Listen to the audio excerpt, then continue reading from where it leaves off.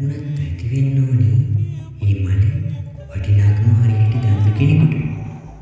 මම මෙහෙම කිව්වට මේ පුංචි වැකිය ඇතුලේ හරි ලස්සන මුතු කතාවක් තියෙනවා. මලක් කියන්නේ මේ මුපිට අපිට පේන්න තියෙන ලස්සන දෙයක් නේ. ඒක මේ වෙලාවේ මේක බලන ඔයත් මම දන්න දෙයක්. හැබැයි ඔයා නිකමට හිතලා බලුවොත් මේ වගේ මල් ගොඩකට පුළුවන් මුළු පරිසරය ලස්සන කරන්න.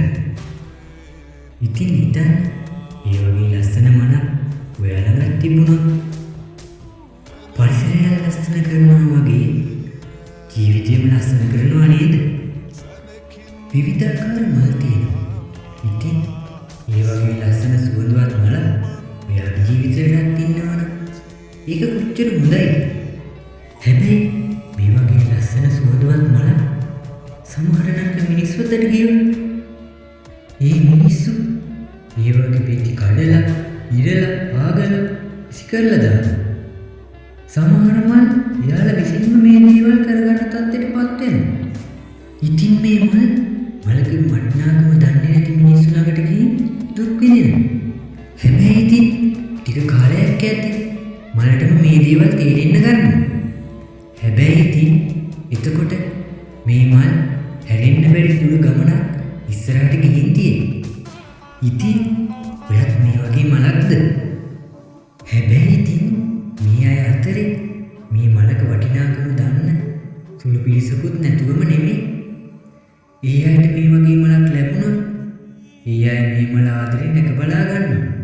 මේ මලට හොඳට සාත්තු කරමින් මේ අය මේ මලට එන බාහිර බලපෑම් වලින් මේ මල ආරක්ෂා කරනවා.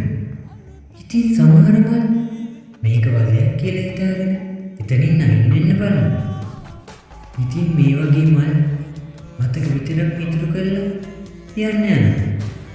හැබැයි මේ මල දන්නේ නැහැ තමන් යන විනාශයට කියලා. ඉතින් සමහරවිට කාලයත් එක්ක පස්සේ තේරෙන්න ගන්නවා. ඉතින් පස්සේ යාළුවන් පසුතැවෙනවා. මොකද මේ මල් දන්නේ නැහැ වටිනාකමක් දෙන අය ළඟ රැඳෙන්න. ඉතින් පුංචි මලක් වුණත් අයිති වෙන්න ඕනේ. මේ මලේ වටිනාකම හරියට